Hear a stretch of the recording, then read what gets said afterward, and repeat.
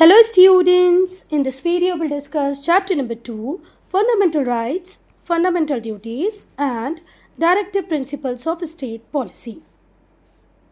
बेटा पढ़ना क्या है इस चैप्टर में हमको सबसे पहले हम देखेंगे कि भाई मीनिंग क्या होता है फंडामेंटल राइट्स का। फिर हम देखेंगे कि ये जो राइट्स हमें कॉन्स्टिट्यूशन ने दिए हैं उसकी क्या इम्पोर्टेंस है, क्या सिग्निफिकेंस है और क्या रीज़न रहे उस टाइम में कि हमने हमारे कॉन्स्टिट्यूशन में फंडामेंटल राइट को इंक्लूड किया। ठीक है, तो पहले तो हम डिस्कस करेंगे फंडामेंटल राइट्स क्या है, फिर हम देखेंगे कि भाई उस टाइम में ऐसा क्या सिनारियो बना था जिसकी वजह से हमें लगा कि भाई हमें फंडामेंटल राइट्स को भी इंक्लूड करना चाहिए कॉन्स्टिट्यूशन में। फिर हम लोग देखेंगे फंडामेंटल राइट्स के इंपॉर्टेंट फीचर्स को, जो 6 फंडामेंटल राइट्स हमें मिले हुए हैं उनके इंपॉर्टेंट फीचर्स क्या हैं वो हम डिस्कस करेंगे। फिर फंडामेंटल राइट्स की कैटेगरीज को हम डिस्कस करेंगे। फिर हम क्रिटिकल इवैल्यूएशन करेंगे इन फंडामेंटल राइट्स का। ठीक है, देखो फंडामेंटल राइट्स के ऊपर भी 3 कॉमन रेस्ट्रिक्शंस लगे हुए हैं। हमें लगता है फंडामेंटल राइट्स के ऊपर कोई रिस्ट्रिक्शन नहीं है, तो ये बिल्कुल गलत है। हमें जो फंडामेंटल राइट्स मिले हुए हैं उनके ऊपर भी 3 कॉमन रेस्ट्रिक्शंस हैं जिनको हम डिस्कस करेंगे, है ना। हम क्रिटिकल एवोल्यूशन करेंगे राइट्स का। फिर हम देखेंगे फंडामेंटल ड्यूटीज़ क्या होती हैं। भाई आपको राइट्स मिले हुए हैं तो आपके ऊपर कुछ ड्यूटीज़ भी हैं, आपकी कुछ रिस्पॉन्सिबिलिटीज़ भी हैं, हम उन्हें डिस्कस करेंगे। फिर हम डिस्कस करेंगे बेटा डायरेक्टिव प्रिंसिपल्स के मीनिंग को और नेचर को। मेन डायरेक्टिव प्रिंसिपल्स कौन से हैं, क्या इंपॉर्टेंस है, क्या यूटिलिटी है डायरेक्टिव प्रिंसिपल्स की, वेलफेयर स्टेट क्या होता है, क्या कंसेप्ट होता है किसका, वेलफेयर स्टेट का। वेलफेयर स्टेट को हम हिंदी में बोलते हैं कल्याणकारी राज्य। देखो ध्यान से सुनो, वो स्टेट जो अपने पुअर पीपल को बहुत सारी स्कीम्स के थ्रू मेन स्ट्रीम में लाने की कोशिश करे उसे हम क्या कहते हैं, वेलफेयर स्टेट। हमारे इंडिया में हम बहुत सारी स्कीम्स ऐसी लॉन्च करते हैं जिससे वेलफेयर हो, भलाई हो किसकी, पुअर पीपल की। आयुष्मान योजना, गरीबों के लिए घर बना के देना, गवर्नमेंट हॉस्पिटल, गवर्नमेंट स्कूल्स, ये सब क्या बताते हैं कि इंडिया क्या है, एक वेलफेयर स्टेट है। तो हम वेलफेयर स्टेट के कंसेप्ट को डिस्कस करेंगे। साथ ही साथ हम देखेंगे कि वेलफेयर स्टेट बनाने के लिए हमने जिन गोल्स को एस्टेब्लिश किया है उन गोल्स को पूरा करने की दिशा में, पूरा करने के लिए हमने कौन सी स्टेप्स को फॉलो किया है। वेलफेयर स्टेट के जो लक्ष्य हैं उनकी प्राप्ति के लिए हमने क्या कदम उठाए हैं। ठीक है, अगर बेटा मैं इंडियन कॉन्स्टिट्यूशन के कोर की बात करूं तो वो कहाँ मिलेगा हमें, पार्ट 3 में। ठीक है, अब कोर का मतलब क्या हुआ, मोस्ट एसेंशियल, सेंट्रल या इनर मोस्ट। तो अगर मैं इंडियन कॉन्स्टिट्यूशन के मोस्ट एसेंशियल पार्ट की बात करूं तो वो कहाँ पर मिलेगा मुझे, पार्ट 3 में। अब ऐसा क्यों, क्योंकि हमारे इंडियन कॉन्स्टिट्यूशन का जो पार्ट 3 है वो किससे डील करता है बेटा, फंडामेंटल राइट्स से डील करता है। और ये जो फंडामेंटल राइट्स हैं इनके जो रूट्स है वो बहुत ज़्यादा डीप हैं। ये कहाँ पर मिलेंगे आपको, जब हम स्ट्रगल कर रहे थे अपने इंडिपेंडेंस के लिए। बेटा गांधी जी हो या कोई और भी फ्रीडम फाइटर हो, उसने देखा कि इंडियन सोसाइटी में बहुत सारी इश्यूज़ है, बहुत सारी प्रॉब्लम्स है जिन्हें रिजॉल्व करना बहुत इंपॉर्टेंस है for the proper development of India. तो जब आप इंडिया के फ्रीडम के लिए स्ट्रगल कर रहे थे तभी आपने डिसाइड कर लिया गया था कि जब भी हमें इंडिपेंडेंस मिलेगी हम माइनॉरिटीज़ को रिजर्वेशन देंगे, हम शेड्यूल कास्ट, शेड्यूल ट्राइब के लिए ऐसे प्रोविजंस बनाएंगे so that they can come into the main stream of Indian economy. ठीक है, हम वेमेन को पावर देंगे। सो ये बहुत सारी कुछ चीज़ें थी जिनको हमने स्ट्रगल के टाइम में ही डिसाइड कर लिया था कि भाई जब भी हम इंडिपेंडेंट कंट्री बनेंगे तो हम कुछ ये सुधार करेंगे। ठीक है, हम प्रेस को फ्रीडम देंगे, हम रिलीजन को लेकर के ज़्यादा रिजिड नहीं होंगे, इस टाइप का बहुत कुछ हमने पहले ही डिसाइड कर लिया था। जो पार्ट 4 है कॉन्स्टिट्यूशन का वो किसकी बात करता है बेटा, डायरेक्टिव प्रिंसिपल्स की बात करता है। किसकी डायरेक्टिव प्रिंसिपल्स, स्टेट पॉलिसी। तो पार्ट 3 डील करता है फंडामेंटल राइट से, पार्ट 4 डील करता है directive principles of state policy से। क्लियर है इतनी चीज़ें, चलें आगे। अब बेटा जो ये पैराग्राफ है ये बहुत इम्पॉर्टेंट है, बहुत ज़्यादा ध्यान से सुनना, समझना और लर्न भी कर लेना। Meaning of the term fundamental rights. Fundamental right जो टर्म है इसका क्या मीनिंग है, तो बेटा राइट्स वो फ्रीडम है जो एसेंशियल हैं, जो ज़रूरी हैं, जो बेसिक नीड है किसके लिए बेटा, पर्सनल और कॉमन गुड के लिए, ठीक है। आपके पर्सनल गुड के लिए, आपके कॉमन गुड के लिए जो एसेंशियल फ्रीडम है उन्हीं को क्या कहा गया है, राइट्स। और इनकी गारंटी कौन देता है हमें, हमारा कॉन्स्टिट्यूशन, ठीक है। और claimed as a result of long usage. अब बेटा ये जो लिखा है पर्सनल गुड या कॉमन गुड, यहाँ पर गुड का मतलब क्या है, यहाँ पर जो टर्म गुड है इसका मतलब होता है conditions relating to all out development of one's life. मतलब किसी की लाइफ का, किसी के जीवन का ऑल आउट डेवलपमेंट हो, होलिस्टिक डेवलपमेंट हो, है ना, ऐसी कंडीशंस की बात हुई है। तो यहाँ पर जो गुड शब्द है इसका मीनिंग है कि भाई हम लाइफ के ओवरऑल डेवलपमेंट से जो कंडीशंस रिलेट करती हैं हम उनके बारे में बात कर रहे हैं। यहाँ पर पर्सनल गुड की बात भी हो रही है, मतलब मेरे जीवन में भाई जो कुछ हो वो बहुत अच्छा हो, ऐसी कंडीशंस बने कि मेरा डेवलपमेंट हो। कॉमन गुड मतलब हम सब का डेवलपमेंट हो, और हम सब का डेवलपमेंट होगा तो ऑब्वियसली बात है कंट्री का डेवलपमेंट तो हो ही जाएगा। Now reasons why we call them fundamental rights. भाई अब हम उस रीज़न को जानेंगे कि हम जो हमारे राइट्स हैं उन्हें फंडामेंटल राइट्स क्यों कहते हैं। वो राइट्स जो हमें कॉन्स्टिट्यूशन ने दिए हैं उन्हें फंडामेंटल राइट्स क्यों कहा जाता है। तो बेटा राइट्स वो गारंटी होती हैं जो कौन हमें प्रोवाइड करता है, इंडियन कॉन्स्टिट्यूशन। अब इन्हें फंडामेंटल क्यों कहा जाता है, इसके पीछे दो रीज़न है, वन बाय वन हम डिस्कस करेंगे। तो पहला रीज़न है कि ये राइट्स फंडामेंटल इस सेंस में है क्योंकि ये हमें प्रोवाइड किए गए हैं या इन राइट्स को इंक्लूड किया गया है किस में, fundamental law of the land.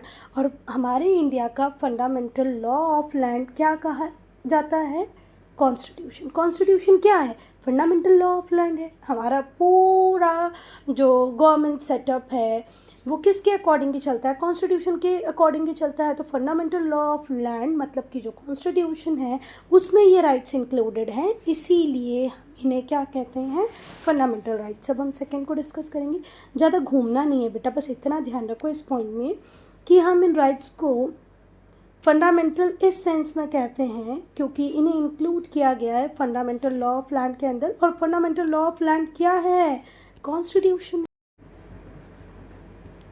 अब बेटा हम सेकेंड रीज़न को डिस्कस करेंगे। फर्स्ट हमने देख लिया कि भाई वो फंडामेंटल लॉ ऑफ लैंड के अंतर्गत लिखे गए हैं, उसके अंदर इंक्लूडेड है, इसीलिए फंडामेंटल कहते हैं। सेकेंड रीज़न ये है बेटा इन्हें फंडामेंटल कहने का कि जो फंडामेंटल राइट्स होते हैं उन्हें एनफोर्स करा सकते हैं कौन, हमारे courts, supreme courts, high courts. Fundamental rights को, ये जो राइट्स हमें कॉन्स्टिट्यूशन के अंदर दिए गए हैं उन्हें क्या करा सकते हैं, एनफोर्स करा सकते हैं। सपोज़ कोई पर्सन, गवर्नमेंट भी को भी आप इंक्लूड कर सकते हो इसमें, अगर वो किसी पर्सन के फंडामेंटल राइट को वायलेट करता है तो सुप्रीम कोर्ट ऑर्डर दे सकता है कि भाई आपको ऐसा नहीं करना है। हाई कोर्ट भी ऐसे ऑर्डर दे सकता है कि आपको ऐसे नहीं करना है। तो जो राइट्स होते हैं उन्हें एनफोर्स करा सकता है कोर्ट। वो कोर्ट सुप्रीम कोर्ट भी हो सकता है, वो कोर्ट हाई कोर्ट भी हो सकता है। सपोज़ करो, आप अपनी बात करो, अगर आपके किसी फंडामेंटल राइट को कोई भी व्यक्ति वायलेट करता है तो आप सीधे कहाँ जा सकते हो, कोर्ट जा सकते हो। कोर्ट के पास पावर होती है कि वो डायरेक्शंस को इशू कर सकता है, और ये डायरेक्शन से किसी पर्सन के लिए इशू नहीं होंगे, किसी कंपनी के लिए इशू नहीं होंगे, स्टेट गवर्नमेंट के लिए भी इशू हो सकते हैं, सेंट्रल गवर्नमेंट के लिए भी इशू हो सकते हैं, ठीक है। वो या तो डायरेक्शन को इशू करेगा या ऑर्डर को इशू कर देगा कि भाई फंडामेंटल राइट का एनफोर्समेंट होना ही चाहिए, आप ये बहुत गलत काम कर रहे हो अगर आप किसी के फंडामेंटल राइट को वायलेट कर रहे हो तो, ठीक है। Let us B clear about one thing, एक बात का बहुत ज़्यादा ध्यान रखना आप लोग, मतलब एक चीज़ तो आपको क्लियरली समझने की ज़रूरत है कि ये जो राइट्स हैं वो इसीलिए फंडामेंटल नहीं है, या इसीलिए हम इन्हें फंडामेंटल नहीं कहते क्योंकि ये एब्सोल्यूट है, ठीक है। ऐसा बिल्कुल भी नहीं है कि हम फंडामेंटल राइट को फंडामेंटल इसीलिए कहते हैं कि एब्सोल्यूट है, ठीक है। एन एब्सोल्यूट और अनकंट्रोल्ड राइट, अगर हम किसी व्यक्ति को एब्सोल्यूट राइट दे दें, है ना, तो उसकी कंडीशन कैसी बन जाएगी, लुई 16 जैसी। आप लोगों ने क्लास 8 में लुई 16 को पढ़ा था ना, है ना, वैसी कंडीशन ना बने, अनकंट्रोल्ड राइट आपको ना मिले, है ना। इस वजह से हमने राइट्स को एब्सोल्यूट और अनकंट्रोल्ड नहीं रखा है। तो फंडामेंटल राइट को हम फंडामेंटल इसलिए नहीं कहते कि वो एब्सोल्यूट है या अनकंट्रोल्ड है। अगर ऐसा होता तो केओटिक सिचुएशन हो जाती, कंप्लीट डिसऑर्डर होता, लॉलेसनेस होती, ठीक है। तो आपका कोई भी राइट ऐसा नहीं है जिसमें कॉन्स्टिट्यूशनल अमेंडमेंट नहीं हो सकता।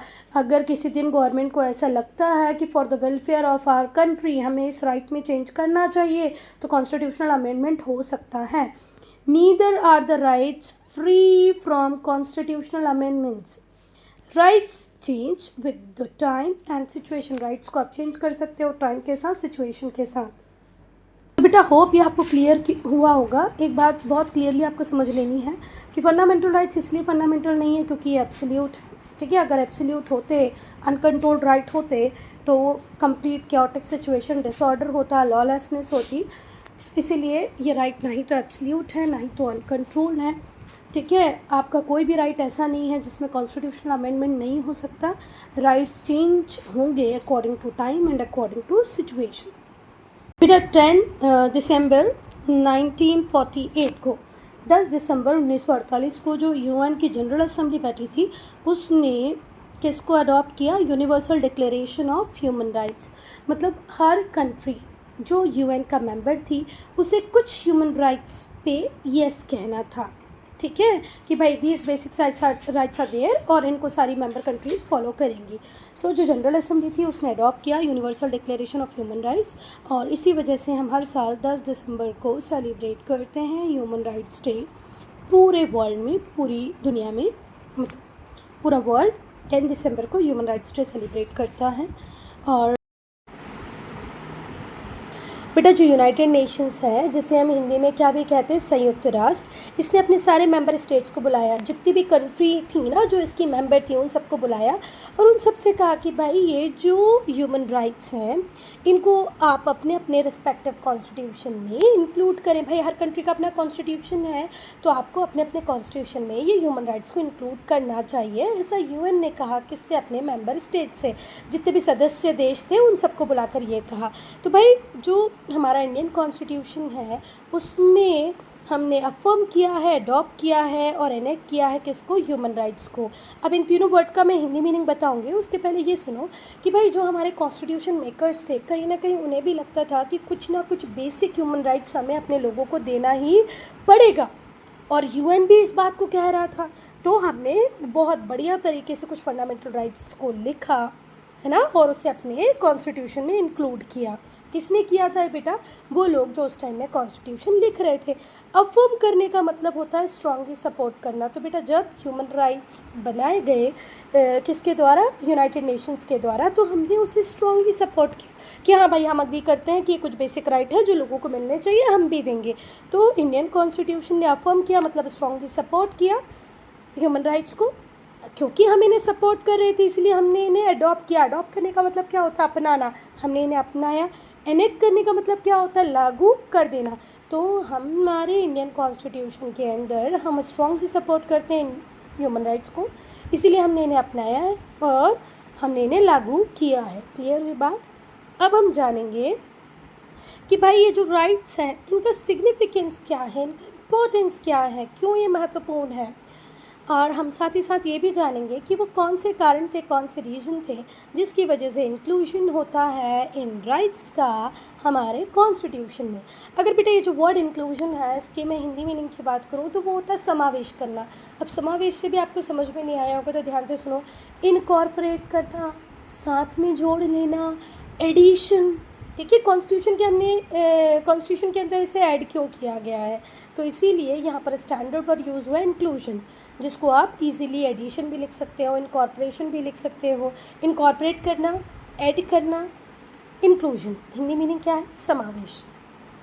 तो बेटा जो पर्पस था, जो उद्देश्य था, जो मुख्य कारण था और जो इम्पोर्टेंस थी फंडामेंटल राइट्स की, जो कारण थे जिनकी वजह से हमने इसे कॉन्स्टिट्यूशन में इंक्लूड किया गया है, तो वो अब हम एक एक करके डिस्कस करेंगे। इसे ध्यान से सुनो। क्या पर्पस था, क्या कारण था, क्या उद्देश्य था, क्या इम्पोर्टेंस थी फंडामेंटल राइट्स की, साथ ही साथ वो कौन से कारण थे, वो कौन से रीज़न थे जिनकी वजह से इंक्लूजन, समावेश हुआ है कॉन्स्टिट्यूशन में किसका? राइट्स का। अब हम वो एक एक करके डिस्कस करेंगे। तो पहला जो हेडिंग है वो है राइट्स शेप ह्यूमन पर्सनैलिटी। ये राइट्स है जो हमारी ह्यूमन पर्सनैलिटी को एक प्रॉपर शेप दे रहे हैं, ठीक है, हमारे होलिस्टिक डेवलपमेंट के लिए काम कर रहे हैं। बेटा आप अपने आसपास देखते होंगे कि भाई हर इंडिविजुअल के अंदर कुछ ना कुछ शक्ति है, कुछ ना कुछ पावर है ना। Power not in the sense कि मैं दीवार पे चढ़ जाऊंगी, वैसी पावर की बात नहीं कर रहे हैं बेटा। हम सब बोल सकते हैं, हम सब लिख सकते हैं, हम सब लॉजिकली सोच सकते हैं, है ना। तो हर इंडिविजुअल के अंदर कोई ना कोई पावर इनहेरेंट होती है, तो उस पावर का प्रॉपर डेवलपमेंट हो उसके लिए ज़रूरी है राइट्स का होना। राइट्स आर एसेंशियल, राइट्स ज़रूरी है विकास के लिए। किसके विकास के लिए बेटा, है ना। मानव में निहित ताकतों, हर इंडिविजुअल के अंदर बहुत सारी पावर्स होती हैं, उनका अगर प्रॉपर डेवलपमेंट करना है तो राइट्स का होना ज़रूरी है। They are secure too. अब दूसरा कारण, ह्यूमन राइट्स को या फंडामेंटल राइट्स को हमने इसलिए भी इंक्लूड किया है हमारे कॉन्स्टिट्यूशन में क्योंकि ये ह्यूमन डिग्निटी को प्रिजर्व करते हैं।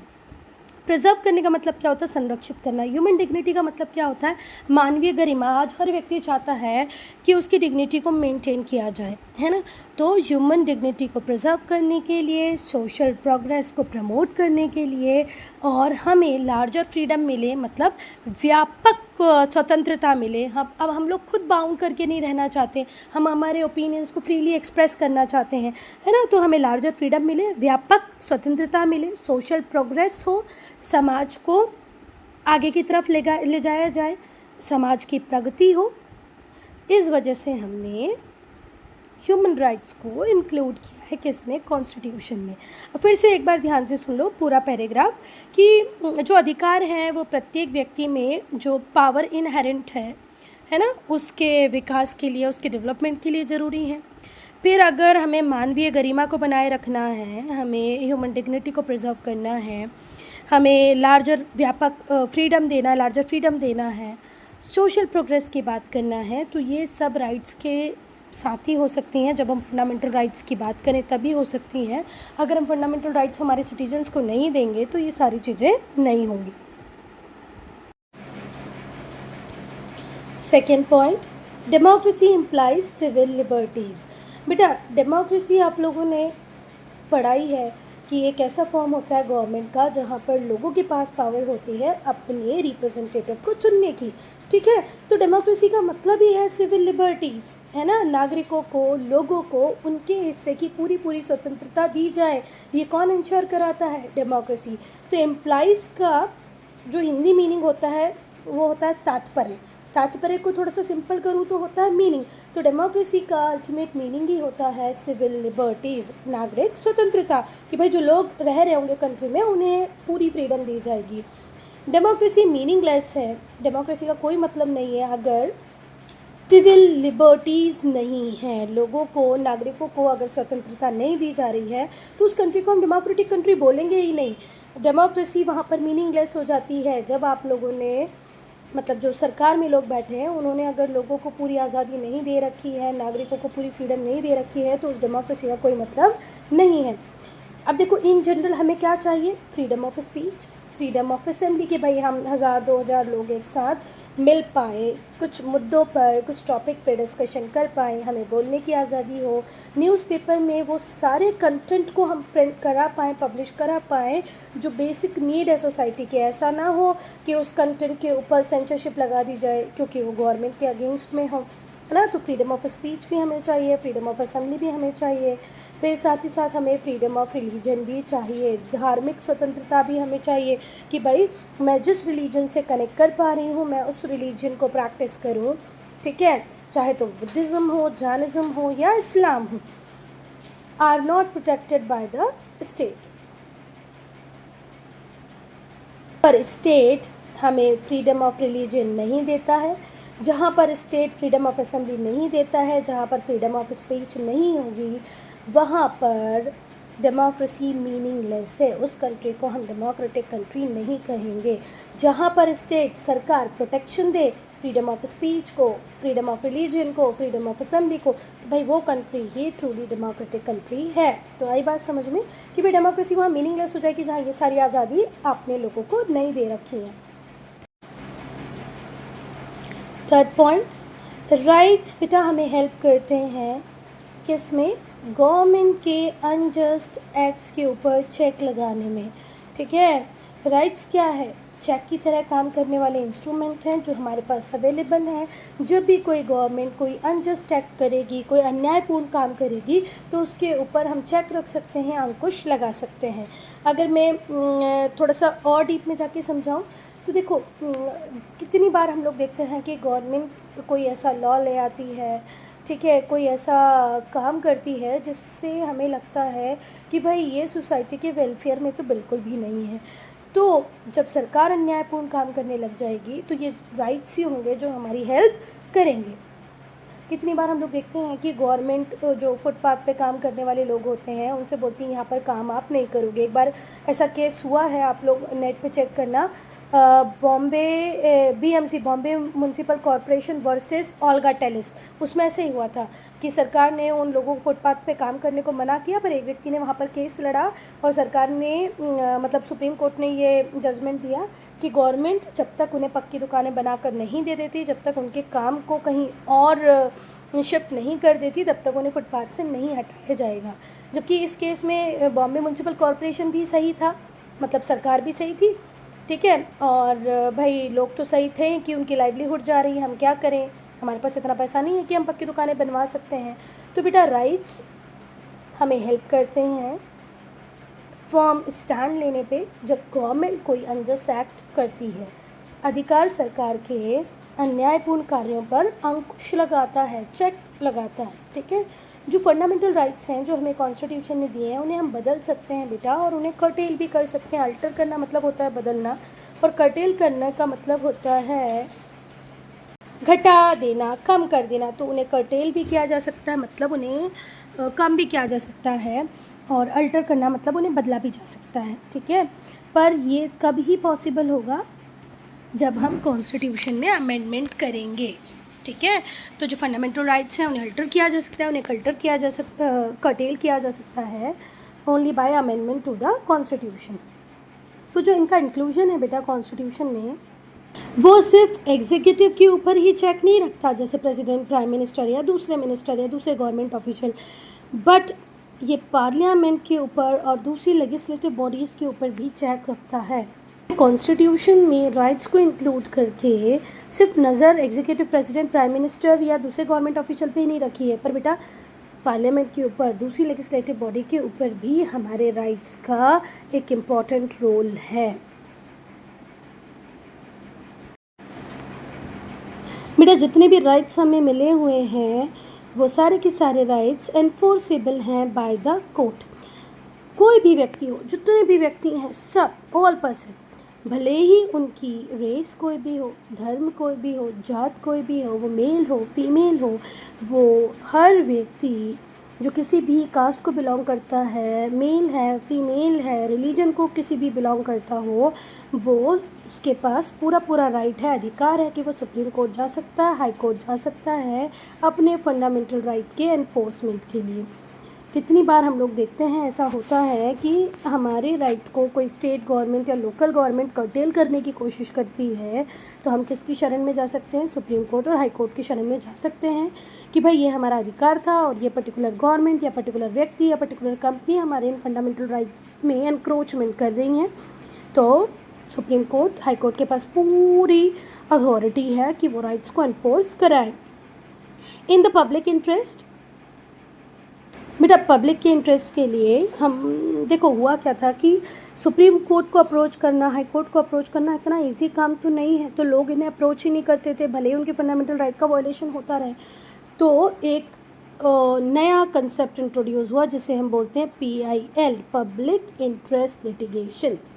इसमें क्या होता है बेटा, आप through mail, through a post card अपनी प्रॉब्लम को किसके सामने रख सकते हो, सुप्रीम कोर्ट, हाई कोर्ट के सामने रख सकते हो और उस पर तुरंत कार्रवाई की जाती है।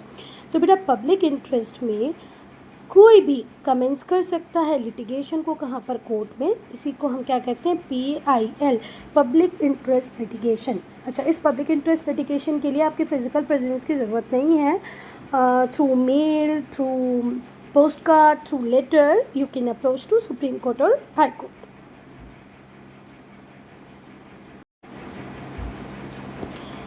Important features of the fundamental rights. अब हम फंडामेंटल राइट्स के इम्पॉर्टेंट फीचर्स को डिस्कस करेंगे। तो जो फर्स्ट फीचर है वो बता रहा है कि स्टेट का मतलब क्या है। यहाँ पर जब हम टर्म स्टेट की बात कर रहे हैं तो यहाँ पर हम वो सारी अथॉरिटीज़ की बात कर रहे हैं जो इंडियन टेरिटरी के अंदर आती है। इंडिया की जो टेरिटरी है, जो 3.28 मिलियन स्क्वायर किलोमीटर का जो एरिया है, उसके अंदर आने वाली हर अथॉरिटी को हमने इंक्लूड किया है किसके अंदर, स्टेट के अंदर। ठीक है, तो जो पर्पस है फंडामेंटल राइट्स का वो ये है कि हम सरकार के ऊपर, स्टेट अथॉरिटीज़ के ऊपर क्या रख सकें, चेक रख सकें। भैया कई बार हम लोग देखते हैं कि हमारी सरकारें निरंकुश तरीके से काम करने लग जाती हैं, अथॉरिटेटिव हो जाती हैं। तो ये अथॉरिटेटिव ना हो, निरंकुश तरीके से काम ना करें, इसके ऊपर चेक लगाने के लिए हमें क्या मिले हैं, फंडामेंटल राइट्स। और बेसिक मोटो भी फंडामेंटल राइट्स का, बेसिक पर्पस भी फंडामेंटल राइट्स का यही है। इसीलिए जो टर्म स्टेट है इसमें गवर्नमेंट भी इंक्लूडेड है, पार्लियामेंट भी इंक्लूड है। इंडिया की गवर्नमेंट, इंडिया का पार्लियामेंट, जो गवर्नमेंट होती हैं स्टेट लेवल पे और जो लेजिस्लेचर होते हैं स्टेट लेवल पे वो भी इसमें आएंगे। मतलब यूनियन गवर्नमेंट भी स्टेट में आ गई इस वाले स्टेट में। ठीक है, स्टेट गवर्नमेंट भी आ गई, स्टेट लेजिस्लेचर भी आ गया, यूनियन लेजिस्लेचर भी आ गया। इवन जो लोकल और जो अदर अथॉरिटीज़ होती हैं जैसे municipal corporation, district boards, panchayat, state electricity board, port trust and so on and so forth, जितना भी गवर्नमेंट इंफ्रा है, जितने भी गवर्नमेंट ऑफिशियल्स हैं, म्यूनसिपल बॉडी हो, स्टेट गवर्नमेंट हो, सेंट्रल गवर्नमेंट हो, सब के ऊपर चेक रखा जा सकता है through this fundamental rights. Important features of the fundamental rights. अब हम फंडामेंटल राइट्स के इम्पॉर्टेंट फीचर्स को डिस्कस करेंगे। तो जो फर्स्ट फीचर है वो बता रहा है कि स्टेट का मतलब क्या है। यहाँ पर जब हम टर्म स्टेट की बात कर रहे हैं तो यहाँ पर हम वो सारी अथॉरिटीज़ की बात कर रहे हैं जो इंडियन टेरिटरी के अंदर आती है। इंडिया की जो टेरिटरी है, जो 3.28 मिलियन स्क्वायर किलोमीटर का जो एरिया है, उसके अंदर आने वाली हर अथॉरिटी को हमने इंक्लूड किया है किसके अंदर, स्टेट के अंदर। ठीक है, तो जो पर्पस है फंडामेंटल राइट्स का वो ये है कि हम सरकार के ऊपर, स्टेट अथॉरिटीज़ के ऊपर क्या रख सकें, चेक रख सकें। भैया कई बार हम लोग देखते हैं कि हमारी सरकारें निरंकुश तरीके से काम करने लग जाती हैं, अथॉरिटेटिव हो जाती हैं। तो ये अथॉरिटेटिव ना हो, निरंकुश तरीके से काम ना करें, इसके ऊपर चेक लगाने के लिए हमें क्या मिले हैं, फंडामेंटल राइट्स। और बेसिक मोटो भी फंडामेंटल राइट्स का, बेसिक पर्पस भी फंडामेंटल राइट्स का यही है। इसीलिए जो टर्म स्टेट है इसमें गवर्नमेंट भी इंक्लूडेड है, पार्लियामेंट भी इंक्लूड है। इंडिया की गवर्नमेंट, इंडिया का पार्लियामेंट, जो गवर्नमेंट होती हैं स्टेट लेवल पे और जो लेजिस्लेचर होते हैं स्टेट लेवल पे वो भी इसमें आएंगे। मतलब यूनियन गवर्नमेंट भी स्टेट में आ गई इस वाले स्टेट में। ठीक है, स्टेट गवर्नमेंट भी आ गई, स्टेट लेजिस्लेचर भी आ गया, यूनियन लेजिस्लेचर भी आ गया। इवन जो लोकल और जो अदर अथॉरिटीज़ होती हैं जैसे municipal corporation, district boards, panchayat, state electricity board, port trust and so on and so forth, जितना भी गवर्नमेंट इंफ्रा है, जितने भी गवर्नमेंट ऑफिशियल्स हैं, म्यूनसिपल बॉडी हो, स्टेट गवर्नमेंट हो, सेंट्रल गवर्नमेंट हो, सब के ऊपर चेक रखा जा सकता है through this fundamental rights. Second point बहुत ज़्यादा इम्पॉर्टेंट है, तो ध्यान रखना बेटा। हमारे जो राइट्स हैं, ठीक है, उसमें से कुछ राइट जो हैं वो अवेलेबल हैं बेटा ऑल पर्सन्स के लिए, सारे व्यक्तियों के लिए, पर जो दूसरे हैं वो अवेलेबल हैं सिर्फ और सिर्फ सिटीजन के लिए, नागरिक के लिए। एक व्यक्ति है, एक नागरिक है। नागरिक मतलब जो भारतीय नागरिक है, जिसने भारतीय नागरिकता ले रखी है। कुछ राइट्स उनके लिए हैं और कुछ राइट्स ऐसे हैं जो सबके लिए अवेलेबल हैं। भाई आप कहीं से भी आए हो, अगर इंडिया में आए हो तो आपके पास ये राइट है, पर कुछ राइट्स स्पेसिफिकली किसके लिए हैं, इंडियंस के लिए हैं, जो भारतीय नागरिक हैं उनके लिए हैं। जैसे राइट टू लाइफ हुआ या पर्सनल लिबर्टी हुआ, ये सारे पर्सन्स को अवेलेबल है, भले ही वो इंडिया का सिटीजन हो या ना हो, अगर इंडिया में है तो उसके लिए अवेलेबल है। ठीक है, सिमिलरली जितने भी पर्सन होंगे उन्हें फ्रीडम ऑफ रिलीजन भी दिया जाएगा। भाई अगर आप कहीं बाहर से भी आए हो, आप जिस भी धर्म को मानने वाले हो आप मानो, हम आपको नहीं बोलेंगे कि पूजा करो, कि चर्च जाओ, कि नमाज पढ़ो, no. But such freedoms as freedom of speech and freedom to reside or settle any part of the country बेटा अब हम सेकेंड पॉइंट को डिस्कस करेंगे, ज़रा ध्यान से सुनना, ये बहुत ही ज़्यादा इम्पॉर्टेंट है। देखो, हमारे जो कुछ राइट्स हैं वो अवेलेबल होते हैं ऑल पर्सन्स के लिए, ठीक है। Some rights are available to all person. India में जो भी व्यक्ति है अभी, उस सब के लिए कुछ राइट्स अवेलेबल हैं, पर कुछ राइट्स ऐसे होते हैं जो अवेलेबल हैं सिर्फ किसको, सिटीजन्स को। सिटीजन का मतलब क्या होता है, नागरिक। देखो, हर कंट्री की सिटीजनशिप आपको लेनी पड़ती है। हमारे इंडिया में भी सिटीजनशिप को लेकर कुछ रूल्स और रेगुलेशन हैं, ठीक है। अगर आप पाकिस्तान से आ रहे हो, अफगानिस्तान से आ रहे हो या किसी और कंट्री से भी आ रहे हो तो आपको सिटीजनशिप लेनी पड़ेगी। तो कुछ राइट्स ऐसे होते हैं जो सिटीजन्स के लिए ही अवेलेबल होते हैं और कुछ ऐसे होते हैं जो सब के लिए अवेलेबल होते हैं। फिर से मैं पढ़ रही हूँ, फिर से थोड़ा सा समझने की कोशिश करना। Some rights are available to all persons. कुछ राइट्स ऐसे होंगे जो सबके लिए अवेलेबल होंगे, सारे व्यक्तियों के लिए होंगे, पर वहीं पर कुछ ऐसे होंगे जो सिर्फ और सिर्फ सिटीजन्स के लिए अवेलेबल होंगे। देखो, राइट टू लाइफ और पर्सनल लिबर्टी। अगर कोई व्यक्ति इंडिया में आया है, भले वो ताजमहल देखने आया हो या सिक्किम घूमने आया हो, तो उसके पास राइट टू लाइफ तो होगा भाई। ऐसा नहीं कि वो बाहर से आया तो हम में से कोई भी उसको मार देगा। तो राइट टू लाइफ हम उसे देंगे, पर्सनल लिबर्टी भी हम उसे देंगे। तो ये सारे लोगों के पास अवेलेबल होगा, ठीक है। इसी तरीके से all persons are entitle to freedom of religion. हम ऐसे नहीं करेंगे कि भाई यूएसए से कोई आया है, वो क्रिश्चियन था, उससे बोलेंगे अब इंडिया में 2 दिन रहना है ना, चलो कन्वर्ट कर जाओ हिंदुज़म में, है ना, सोमवार को उपास रखने लगो, शंकर जी पे पानी चढ़ाने लग जाओ, जल चढ़ाने लग जाओ। ऐसा नहीं होगा, ठीक है। तो all person are entitle to freedom of religion. हमने फ्रीडम ऑफ रिलीजन का राइट भी सबको दिया, हर व्यक्ति को दिया। पर कुछ राइट्स ऐसे हैं बेटा जो हमने सिर्फ हमारे नागरिकों को दिए हैं, सिटीजन्स को दिए हैं। But such freedoms as freedom of speech. Freedom of speech हमने ऑल पर्सन्स को नहीं दिया है, सिटीजन्स को दिया है, ठीक है। Freedom to reside in settle any part of the country. भाई आप इंडिया और इंडिया के किसी भी पार्ट में रहने लग जाओ, सेटल हो जाओ, तो ये राइट भी सिर्फ हमने उन्हीं लोगों को दिया है जिन्होंने भारत की नागरिकता ली है, सिटीजनशिप ली है, ठीक है। तो कुछ राइट सिर्फ सिटीजन्स के लिए अवेलेबल है, जैसे freedom of speech, freedom to reside and settle any part of the country. ये सब किसके लिए है, सिटीजन्स के लिए है। होप ये क्लियर हुआ हो, इसको बहुत अच्छे से समझ लेना। सारे राइट्स सबके लिए अवेलेबल नहीं है। राइट टू लाइफ सबके लिए अवेलेबल है, पर्सनल लिबर्टी सबके लिए अवेलेबल है, फ्रीडम ऑफ रिलीजन सबके लिए अवेलेबल है, पर freedom of speech, freedom to reside and settle any part of the country, ये सब सिटीजन्स के लिए अवेलेबल है। अब हम नेक्स्ट पॉइंट को डिस्कस करेंगे। इसको भी थोड़ा ध्यान से सुनना है क्योंकि ये भी उतना ही इम्पॉर्टेंट है। बेटा आप लोगों ने ह्यूमन ट्रैफिकिंग को सुना होगा, buying and selling of human being. तो buying and selling of human being आपके राइट्स का वायलेशन है। वहाँ पर ना ही तो आपको बोलने का राइट है, ठीक है, राइट टू स्पीच नहीं है, आपके पास फ्रीडम ऑफ स्पीच नहीं है, ठीक है। आपको आपकी बिना परमिशन के लिए बेचा जा रहा है, ख़रीदा जा रहा है, आपकी राइट टू लाइफ का वायलेशन हो रहा है। तो ऐसी कंडीशन में वो व्यक्ति जो ऐसा कर रहा होगा वो पनिशेबल बाय क्राइम है, ठीक है।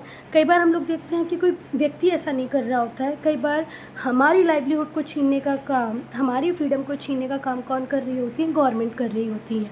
तो गवर्नमेंट के ऊपर भी उतना ही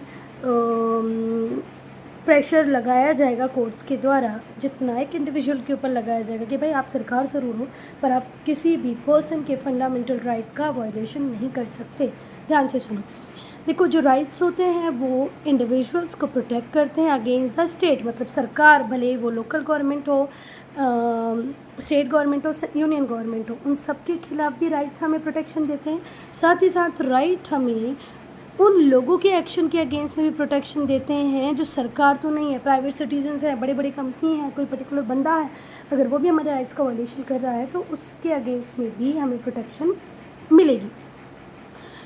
कुछ राइट्स ऐसे होते हैं जो एनफोर्सेबल हैं अगेंस्ट प्राइवेट सिटीजन ऑल्सो। अब देखो क्या बोला है इस लाइन में कि कुछ राइट्स ऐसे होते हैं जिन्हें एनफोर्स किया जा सकता है अगेंस्ट प्राइवेट सिटीजन्स। जैसे कि हमारा कॉन्स्टिट्यूशन है, उसने अनटचेबिलिटी को एबलिश कर दिया है, पर कुछ लोग ऐसे हैं जो अभी भी अनटचेबिलिटी को प्रैक्टिस कर रहे हैं। तो ऐसे व्यक्तियों को क्या किया जाएगा, पनिश किया जाएगा। अब यहाँ पर ये व्यक्ति नहीं बोल सकता कि ये तो मेरा फंडामेंटल राइट है, मैं जैसे चाहूँ वैसे जीलूँ। नहीं भैया, हमने अनटचेबिलिटी को बैन कर दिया है, ये पनिशेबल क्राइम है। अगर आप इसको प्रैक्टिस करोगे तो आप पनिश किए जाओगे। ऐसे ही ह्यूमन ट्रैफिकिंग भी नहीं होनी चाहिए, है ना। अब आप ह्यूमन ट्रैफिकिंग करते पकड़े जाओगे, भले आप भारत के नागरिक क्यों ना हो, पर आपको पनिश किया जाएगा। Fourth point, rights are not absolute. बेटा देखो, ये जो अधिकार हैं, जो राइट्स हमें मिले हुए हैं, ये एब्सोल्यूट नहीं है, निरपेक्ष नहीं है। टाइमिंग इनमें चेंज किया जा सकता है, ठीक है। तो जो हमारी सरकारें होती हैं, जो हमारा स्टेट है, भले सेंट्रल गवर्नमेंट हो, यूनियन गवर्नमेंट हो, लोकल लेवल गवर्नमेंट हो, ये प्रोटेक्टर की तरह काम करती हैं, हमारे रक्षक की तरह काम करती हैं। देखो, general public interest, decency, morality, ये सब किसकी रिस्पॉन्सिबिलिटी है? स्टेट की। इन सब की प्रोटेक्शन किसके अंदर आती है? स्टेट के अंदर आती है। तो जो राज्य है वो सामान्य सार्वजनिक हितों की, शालीनता की, नैतिकता की रक्षा करते हैं, उनके रक्षक हैं, उनके प्रोटेक्टर की तरह काम करते हैं। तो इसीलिए हम देखते हैं कि बेटा जो हमारी सरकारें हैं वो ऐसा कानून बना सकती हैं जो रोक लगाए, रिस्ट्रिक्शन लगाए, किस पे? हमारे अधिकारों पे। फिर से ध्यान से सुनो, जो स्टेट है वो क्या है? प्रोटेक्टर है, रक्षक है। किसका? जनरल पब्लिक इंटरेस्ट का। हमारे सामान्य हितों की रक्षा कौन करती है? सरकार। समाज में डिसेंसी बनी रहे, शालीनता बनी रहे, इसकी भी रक्षा कौन करती है? हमारी सरकार। समाज में नैतिकता रहे, ये भी देखना किसका काम है? सरकारों का। इसीलिए जो हमारी सरकारें होती हैं कई बार ऐसे कानून बना देती हैं जो रिस्ट्रिक्शंस, रोक लगा देते हैं हमारे अधिकारों। फिफ्थ पॉइंट को डिस्कस करेंगे बेटा हम। जो राइट्स होते हैं उन्हें कर्टेल किया जा सकता है, उनमें काट छाट की जा सकती है, उन्हें कम किया जा सकता है कॉन्स्टिट्यूशनल अमेंडमेंट के द्वारा। जितने भी प्रोविज़न है कॉन्स्टिट्यूशन के, including those concerning with fundamental rights, तो जितने भी प्रोविज़न है कॉन्स्टिट्यूशन के, किसको इंक्लूड करके? फंडामेंटल राइट्स को इंक्लूड करके उन्हें भी अमेंड किया जा सकता है, उनमें भी बदलाव किया जा सकता है, ठीक है। पार्लियामेंट कभी भी हमारे बेसिक स्ट्रक्चर को, हमारे कॉन्स्टिट्यूशन के बेसिक स्ट्रक्चर को अल्टर नहीं कर सकती, ठीक है। पर फंडामेंटल राइट्स में अगर जनहित में उसे लगता है कि कोई चेंज लेके आना चाहिए तो वो कर सकती है। फिर से ध्यान से सुनो बेटा, आपके फंडामेंटल राइट्स में अमेंडमेंट किए जा सकते हैं, पर पार्लियामेंट के पास ये अधिकार नहीं है कि वो बेसिक स्ट्रक्चर को ही पूरी तरीके से चेंज कर दे। अब बेसिक स्ट्रक्चर की लिस्ट में एक दो आइटम मैं बता सकती हूँ। देखो कि भाई कॉन्स्टिट्यूशन ही हमेशा सुप्रीम रहेगा, तो सुप्रीमेसी ऑफ कॉन्स्टिट्यूशन को कभी भी पार्लियामेंट चेंज नहीं कर सकती कि ऐसा बोले कि नहीं अब पीएम की चलेगी, कॉन्स्टिट्यूशन की नहीं चलेगी। ऐसा अमेंडमेंट कभी भी पार्लियामेंट नहीं कर सकती। हमारी कंट्री की यूनिटी, सोवरेनिटी को कभी भी पार्लियामेंट चेंज नहीं कर सकता, ठीक है। जो हमारी कंट्री का डेमोक्रेटिक स्ट्रक्चर है, डेमोक्रेटिक सेटअप है, उसे पार्लियामेंट चेंज नहीं कर सकता। हम रिपब्लिक कंट्री है ना, तो पार्लियामेंट कभी भी हमें मॉर्नकी या कोई और फॉर्म में कन्वर्ट नहीं कर सकती, हम हमेशा रिपब्लिक ही रहेंगे। फिर हमारी कंट्री में हमने फेडरल स्ट्रक्चर को अब किया है कि भाई सेंट्रल गवर्नमेंट होगी, स्टेट गवर्नमेंट होगी, इसको कभी अल्टर नहीं किया जा सकता। तो अभी आपको बेसिक स्ट्रक्चर क्या होता है थोड़ा बहुत आइडिया लग गया होगा कि इन चीज़ों में पार्लियामेंट कोई चेंज नहीं कर सकती। बहुत सारे जो जजेस हैं उनका बिलीव है कि कुछ फीचर्स जैसे कि सेक्युलरिज्म, डेमोक्रेटिक गवर्नमेंट, ये इस कैटेगरी में आते हैं कि भाई हम आदि काल तक, जब तक इंडिया रहेगा वो डेमोक्रेटिक सेटअप के अंदर ही काम करेगा, सरकार चुनकर ही बनेगी, ठीक है। सेक्युलरिज्म का कंसेप्ट भी हमने इस तरीके से ऑप्ट किया है कि जब तक हमारी कंट्री रहेगी हम सेक्युलर रहेगी, कि भाई हमारी कंट्री में बहुत सारे धर्म के लोग रह सकते हैं पर हमारी सरकार का, हमारी कंट्री का कोई धर्म नहीं होगा। क्लियर है? ये कुछ बेसिक स्ट्रक्चर है जिसमें चेंजेस नहीं किए जा सकते, पर फंडामेंटल राइट्स में चेंजेस किए जा सकते हैं, अमेंडमेंट किए जा सकते हैं। 6 पॉइंट बेटा, जब इमरजेंसी लगाई जाती है, जब इमरजेंसी की घोषणा होती है तो बहुत सारे राइट को सस्पेंड कर दिया जाता है। जब भी प्रोक्लेमेशन होता है इमरजेंसी का, ठीक है, तो हम देखते हैं कि एडवर्स इम्पैक्ट देखा जाता है किसके ऊपर? फंडामेंटल राइट्स के ऊपर। तो जब भी इमरजेंसी लगाई जाएगी हमारे फंडामेंटल राइट्स के ऊपर भी एडवर्स इफेक्ट आएगा। पहला, rights conferred bye article 19। Article 19 के अंदर जितने भी राइट्स आते हैं, जैसे कि freedom of speech, freedom of assembly, freedom of movement, इस सब पे रोक लगाई जाती है, वो सब सस्पेंडेड रहते हैं। दूसरे शब्दों में हम कह सकते हैं कि जो लेजिस्लेचर होता है वो ऐसे लॉ बना सकता है, ठीक है, जो राइट्स के अगेंस्ट में भी जाएं, जो आर्टिकल 19 के अंतर्गत आते हैं कि भाई अब आपको साथ मिलने जुलने की परमिशन नहीं मिलेगी जब इमरजेंसी लगाई हुई है, आपको असेंबली की परमिशन नहीं है, आप खुलकर कुछ बोल नहीं सकते। आप लोग ध्यान कीजिए कि जब इंदिरा गांधी ने इमरजेंसी लगाई थी तो उस टाइम में सेंसरशिप लग गई थी कम्प्लीटली न्यूज़पेपर पे। न्यूज़पेपर अपना कुछ भी प्रिंट नहीं करा सकते थे, पब्लिश नहीं करा सकते थे, ठीक है। तो बहुत सारी आपको जो सिविक लिबर्टीज़ दी गई हैं उन्हें सस्पेंड कर दिया जाता है जब इमरजेंसी प्रोक्लेम होती है। दूसरा, जो प्रेसिडेंट होते हैं वो ऑर्डर दे सकते हैं कि